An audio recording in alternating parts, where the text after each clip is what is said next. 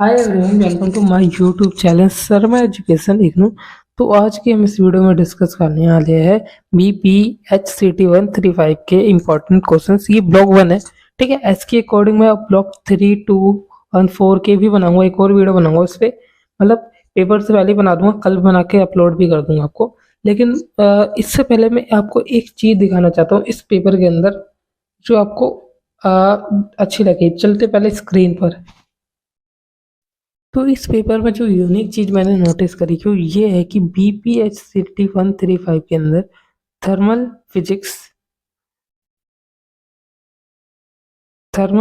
And statistical mechanics के अंदर, जैसे कि आप देखो, एक चीज देखना। जैसे फर्स्ट क्वेश्चन है ना, उसके अंदर तो कुछ है नहीं, 2 मार्क्स का क्वेश्चन है। लेकिन जो सेकंड क्वेश्चन से स्टार्ट होती है कहानी हमारी, इस सेकंड क्वेश्चन के अंदर ना, ये चीज मैंने नोटिस करी है कि सेकंड अंडर के अंदर जो ये तीनों पार्ट है ना, ये ब्लॉक 2 की 1 के है, ठीक है। ये ब्लॉक 1 के क्वेश्चन है, कोई ब्लॉक 2 के क्वेश्चन नहीं है इसमें। सिर्फ क्वेश्चन 2 के अंदर, ब्लॉक 2 के नहीं, ब्लॉक 3 के नहीं, ब्लॉक 4 के नहीं। और ऐसे ब्लॉक वाइज पार्ट रखा है, जैसे कि ब्लॉक 2 जो होगा, सिर्फ ब्लॉक क्वेश्चन नंबर 2 जो होगा ब्लॉक 1 का होगा, ठीक है। और जो क्वेश्चन नंबर 3 होगा ना, वो ब्लॉक 2 का होगा, ठीक है। वैसे जो वो इसके अंदर जितने भी तीनों पार्ट है ना, ब्लॉक क्वेश्चन नंबर 3 के अंदर, वो ब्लॉक 2 के है। और वैसे ही जो क्वेश्चन नंबर 4 होगा ना, वो ब्लॉक 3 का होगा, ठीक है। ऐसे ही बांट रखे, डिवाइड कर रखा है। ये चीज मेरे को अच्छी लगी, तो मैं सोचा कि आपको बता देनी चाहिए। और जो ये वाला क्वेश्चन है ना, इसको तो हर साल आता है, हर साल मैं नोटिस कर रहा हूँ ये क्वेश्चन आता ही आता है। तो ये क्वेश्चन कर लेना, ये ब्लॉक 4 का है। हालांकि मैं उसकी वीडियो बनाने वाला हूँ जल्दी, ब्लॉक 4 का है। तो ये क्वेश्चन भी आप अच्छे से कर लेना। अब मिलते अब आते हैं, मतलब मिलते नहीं, अब आते हैं और इस लेक्चर पर। तो अब हम आगे फिर से इस पे लेक्चर पे। तो आपने एक चीज़ और नोटिस ही कर ली होगी, ठीक है, जो मैंने बताई। उसके अलावा आपको इम्पोर्टेंट क्वेश्चन की PDF चाहिए और भी, जो मैंने बना के फ्री है, एप्लीकेशन से डाउनलोड कर लेना, ठीक है। एप्लीकेशन में डाल दी, सर्च करोगे सॉल्व पेपर में जाके, तो आपको मिल जाएगी। वैसे मैं टेलीग्राम पर लिंक भी डाल दूंगा, तो वहाँ से डाउनलोड कर लेना। अब बात करते हैं इस पे। देखो, सबसे पहले ना इस ब्लॉक 1 में कुछ जो 2-4 फॉर्मूले वगैरह है, वो मैंने यहाँ पर लिख दिए हैं। मतलब VRMS, एवरेज स्पीड और पैराबोलिक ये स्पीड, ये सब मैंने लिख के रख दिया है। लेकिन इसके अंदर से क्वेश्चन कैसे पूछता है, ये मैं आपको अब बताता हूँ। जैसा कि आपने देख ही लिया होगा, जैसा उसमें देखा होगा कि दूसरे क्वेश्चन में सिर्फ 3 ही पार्ट पूछा है, जिसमें ब्राउनिंग मोशन वाला जो क्वेश्चन है सबसे ज़्यादा पूछा जाता है। हालांकि VRMS वाला क्वेश्चन भी पूछा जाता है और फ्री पाथ वाला भी क्वेश्चन पूछा जाता है, लेकिन ब्राउनिंग मोशन का मतलब आता ही आता है, फिक्स होता है। इस साल भी चांस आएगा। तो थोड़ा हम ब्राउनियन मोशंस के बारे में पढ़ लेते हैं।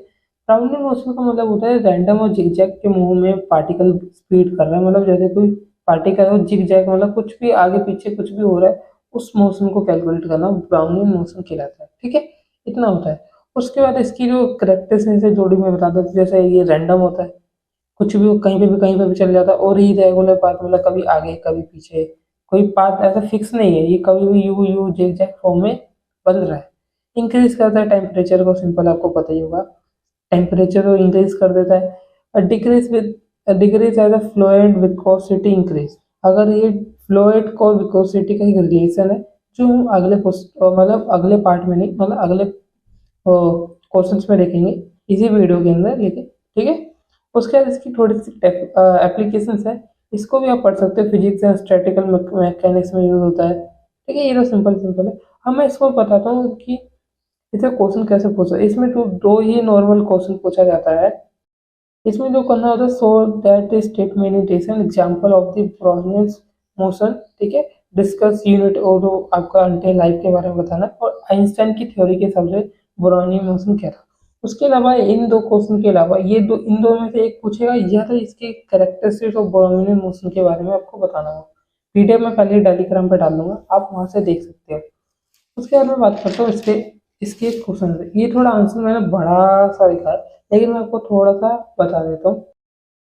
ये सिंपल ही कह रहा है कि ये जो स्टेट मेडिटेशन है, ये प्रोसेस होता है suspend the particle state the down the under the influence, मतलब ग्रेविटी से जो नीचे आने वाले पार्टिकल्स के कुछ अकॉर्डिंग होता है। वो इसके बारे में बताता है।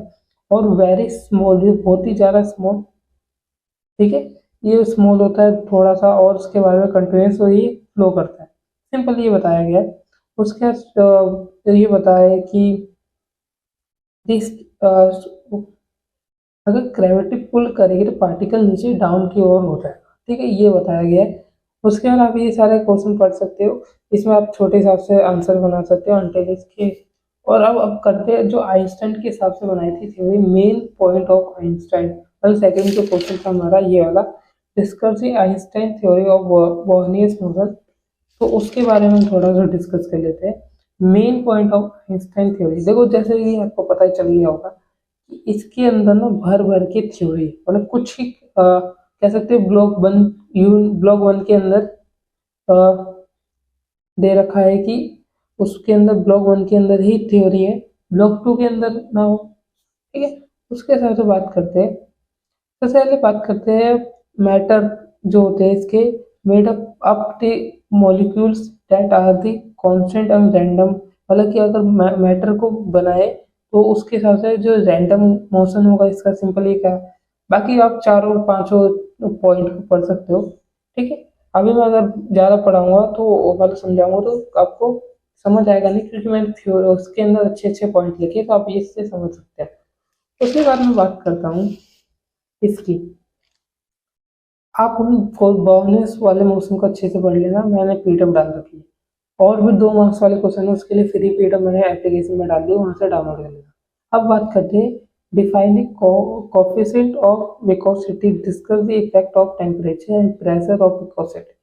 तो विकोसिटी जो होती है वो होती है मेजर ऑफ फ्लोइड, मतलब जो फ्लोइड हो रहा है उसके रेजिस्टेंस को फ्लो मेजर करने के लिए, और कितनी स्पीड से फ्लोइड हो रहा है, इस तरीके से आप समझ सकते हो, ठीक है। ये होता है। उसके बाद उसकी डिस्टेंस नापने के लिए वगैरह। अब इफेक्ट क्या होते हैं कि टेम्परेचर के साथ और वेकोसिटी के साथ इफेक्ट होता है। जब टेम्परेचर इंक्रीज होता है लिक्विड में, तब उसका फ्लोइड कम हो जाता है, ठीक है। जैसे कि आप हनी देखते हो, जितना ज़्यादा और डार्क होता है उसका फ्लोइड भी कम हो जाता है, तो ये तो आपने देखा होगा। उसका टेम्परेचर भी हनी का थोड़ा हाई होता है, आपको ये पता होगा। जितना हम टेम्परेचर इंक्रीज करेंगे उतना विकोसिटी ऑफ डिक्रीज होगी इन लिक्विड। लेकिन गैस के अंदर जो ऐसा टेम्परेचर इंक्रीज विकोसिटी इंक्रीज, अगर हम टेम्परेचर को इंक्रीज करें तो गैस के अंदर विकोसिटी भी इंक्रीज होगी, ठीक है। बाकी आप 2 पॉइंट और पढ़ लेना।